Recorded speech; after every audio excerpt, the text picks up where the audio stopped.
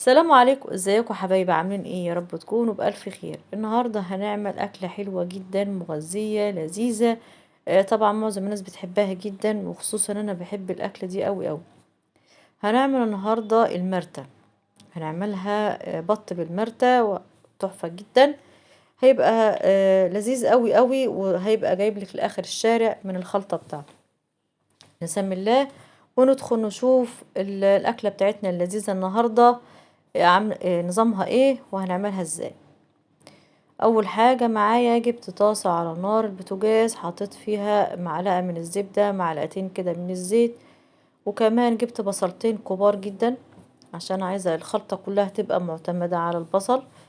وهبدأنا بقى ايه اشوح في البصل كده، انا عايزاه يحمر يبقى لونه بني تمام، يعني احمره قوي. على العين البوتاجاز التانية حاطة فيها برضو طاسة، بس حاطة معلقة من الزبدة، معلقة واحدة. وهبدأ أشوح الكبدة والقنصة بتوع البطة. تمام. يبقى خدت الكبدة والقنصة بتوع البطة، وهبدأ بقى أشوح فيهم أعملهم صدمة. الأول حاجة حطيت القنصة بتاعة البطة، قطعتها قطع صغيرة وحطيتها كده، أبدأ أعمل لها صدمة وأشوحها. يعني حوالي دقيقتين تلاتة، وبعدين أنزل الكبدة. وفي نفس الوقت عيني على البصل، وكل شوية بقلبه، أنا عايزاه يحمر زي ما قلتلكوا، عايزاه يبقى أحمر بني بالشكل ده.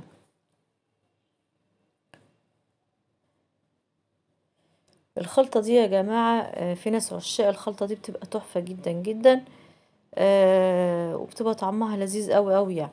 شايفين القناصة بدأت اهي.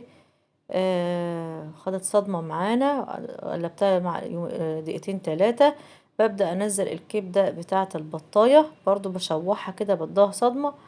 يعني دقيقة كده بروح اطفيها على الكبدة والقناصة تمام كده.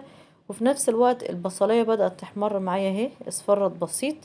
هدنا نقلب فيها، انا عايزاها حمرة جدا بالشكل ده، انا عايزاها اللون ده، هو ده اللون اللي انا عايزاه. اطفي النار بقى، مش عايزة اي حاجة تانية، طفيت النار على الكبدة والقنصة، وكمان على البصلة، مش محتاجة نار تانية. ابدأ انزل الكبدة والقنصة اللي انا شوحتهم على البصلة بالشكل ده.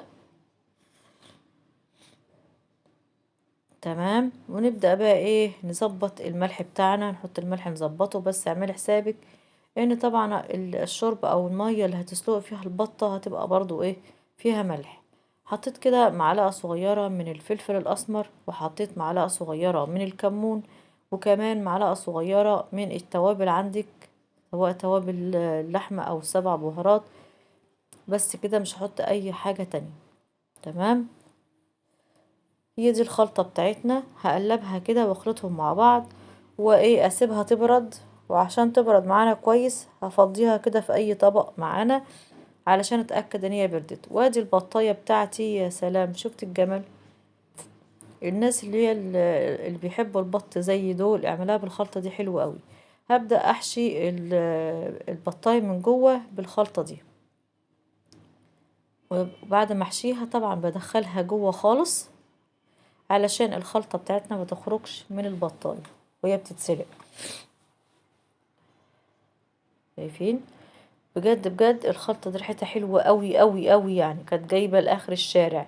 كانت عاملة لي قلبان في الشقة والبطة بتستوي. بجد بجد يعني ريحتها جميلة، جربوها اللي ما يعرفهاش او عمره ما جربها، جربوها بجد مش هتندموا.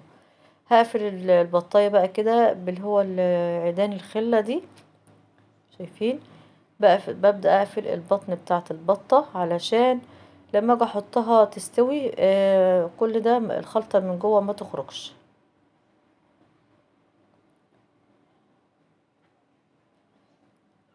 يا ريت كل حبايبي او اللي اول مرة يشوف قناتي، اللي اول مرة يشوف قناتي، يعني اسمي سما عمر. وما تنسوش يا جماعة، يا ريت تعملوا لي لايك واشتراك. اللي مش مشترك في قناتي يا ريت يشترك. واللي يشوف الفيديو يا ريت يعمل لي لايك، وكمان تعملوا لي شير، علشان خاطر الفيديو ده يوصل اكبر عدد ممكن. شايفين ادينا قفلت البطاية خالص اهي. طبعا مجهزة حلة على النار، سايباها تسخن كويس او تغلي. هجيب بصلاية كده اقطعها كده نصين، هجيب ورق لورا. هجيب كمان حبهان، وهجيب جوزة الطيب هبشرها كده شوية. تمام. بالشكل ده. وكمان هجيب طبعا الكمون لازم، ادي الحبان، ادي جوز الطيب هبشرها كده شوية حتة منها كده،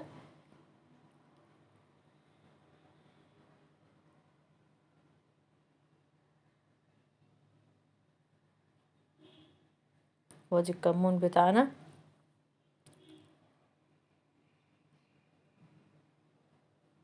حطيت كمان شعرة صغيرة جدا من السبع بهارات بتاعتي، واحط جنزبيل ناعم عشان الجنزبيل الناعم ده بيشيل اي ريحة زفار. وبعد ما المية تقلب بحطها تستوي كويس جدا. انا عن نفسي بحب البط المستوي حلو. فبعد ما استوت بالشكل ده طبعا مجهزة طبق كده. الطبق ده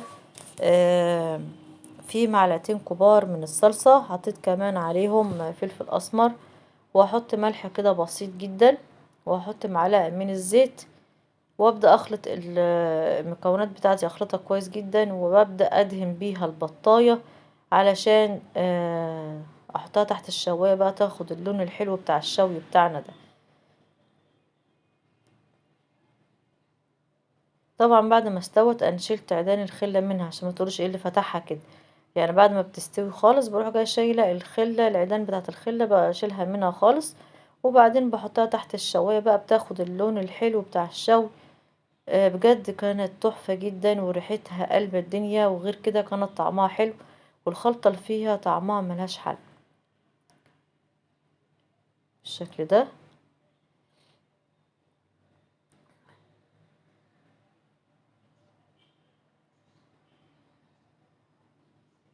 طبعا انا كده حطيتها تحت الشواية، وبعد ما احمرت من الناحية ديت رحت جاية قلبها على الناحية التانية، ودهنتها برضو من الخلطة دي، وحطيتها تحت الشواية، يعني خدت لون من الناحيتين. تمام كده، يعني مش ناحية واحدة.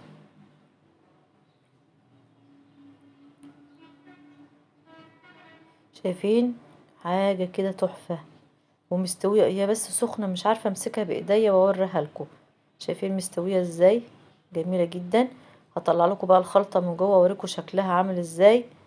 يا خراشي يا جماله، ايه التحفة دي! الريحة رهيبة، ريحة الخلطة رهيبة، وطعمها تحفة جدا. يا ريت تجربوها بجد، هتعجبكم قوي الخلطة دي او المرتة دي. شايفين اللحمة بتاعت الصدر ملهاش حل. منتظرة بقى تعليقاتكم الحلوة، وكمان هنتظر يا ريت اللايك والاشتراك في القناة، وكمان متابعة ولايك على صفحتي على الفيسبوك. استنوني في فيديو جديد. سلام عليكم.